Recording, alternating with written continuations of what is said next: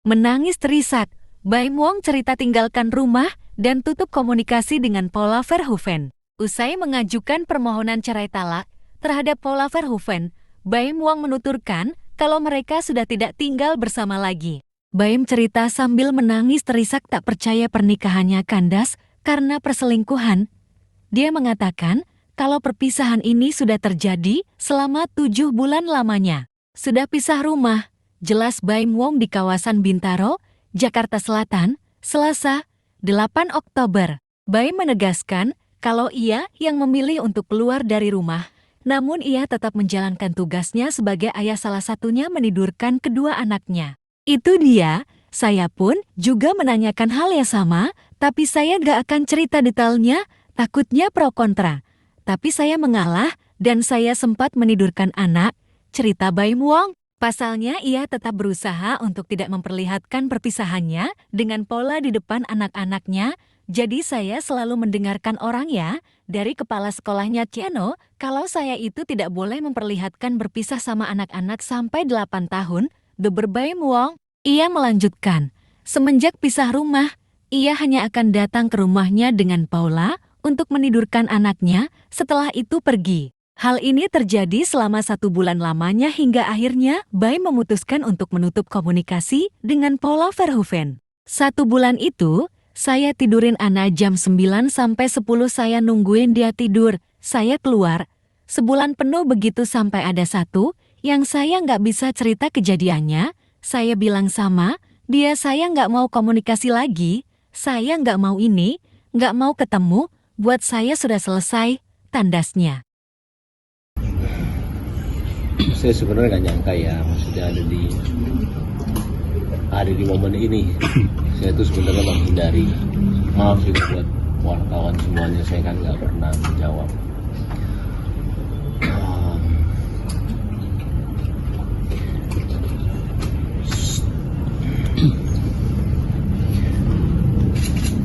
Sebenarnya posisi saya itu sulit.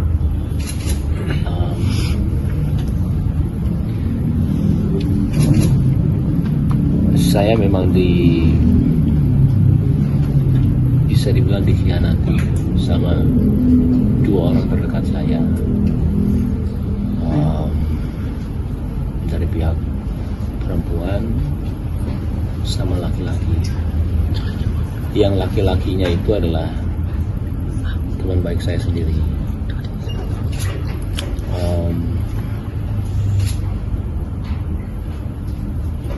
Sebenarnya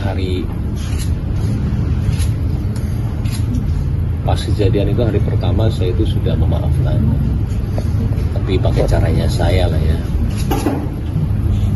Dan saya nggak nyangkanya ketika saya mengetahui ada telepon laki-laki itu diganti sama pihak wanita dengan nama laki-laki.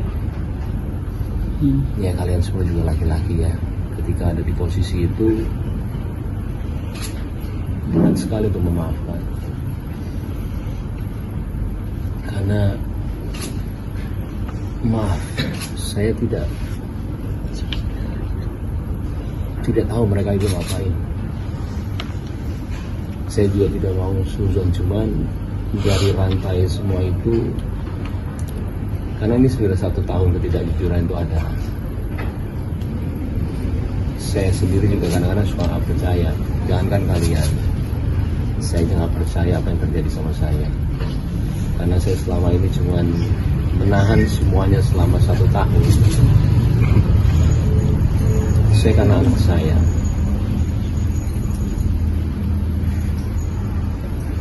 saya kalau udah bicara anak, terserahlah. Apapun yang kalian mau bicara mengenai saya nggak ada masalah sama sekali.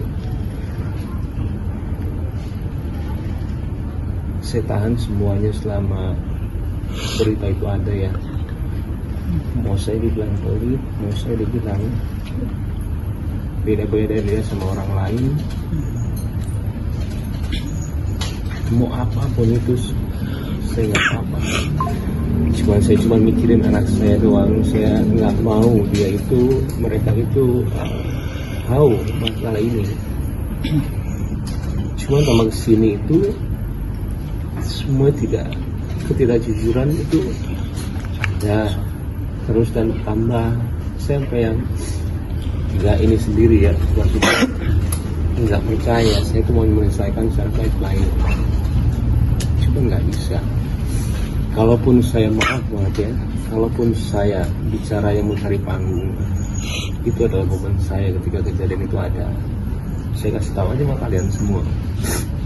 Saya mungkin dipuja-puja sama semua orang ya. Apalagi kalian ada yang bilang juga kalau saya tidak setuju kalau dia itu pakai hijab. Malah saya mau dipakai hijab. Pakainya hijabnya itu berbarengan bulannya dengan permasalahan ini. Saya itu juga cuma berdoa mudah-mudahan dapat hidayah, mudah-mudahan kasih jalan yang benar, itu aja. Saya nggak mau ada dendam sama dia sebenarnya.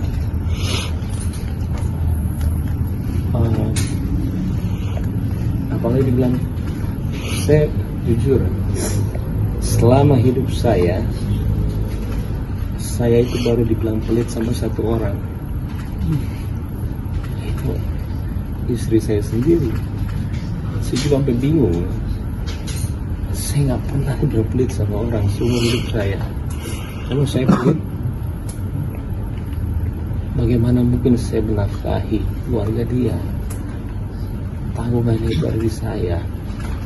Adiknya kita pekerjakan di sini. Adik yang satu lagi juga saya menyiasati untuk buat YouTube tanpa saya mengambil uang sama sekali. Saya lebih kayak memberikan motif orang tuanya pun tiap bulan saya kasih melebihi dengan orang tua saya. Kalau kalian mau tahu semua di sini, uang saya itu masuk perusahaan, tapi uangnya tahu lah itu punya dia.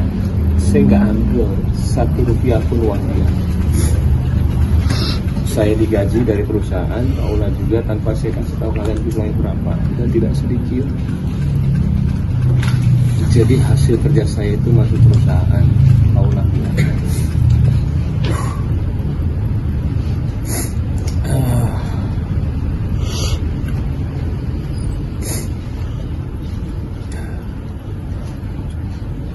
Dan sebenarnya saya juga bingung ketika pembicaraan, maaf banget, harta gonogini itu ada sebelum kita perceraian.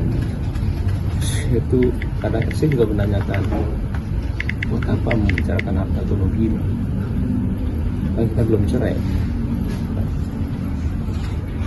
Saya itu nggak pernah ngecek handphone istri saya karena saya sangat percaya sama dia. Sekalipun saya nggak pernah. Ketika ada berita itu ada, yang datangnya dari asisten pribadinya, saya nggak ngecek ya, maaf. Jadi kasih lihat saya. Terus saya mau ngomong apa?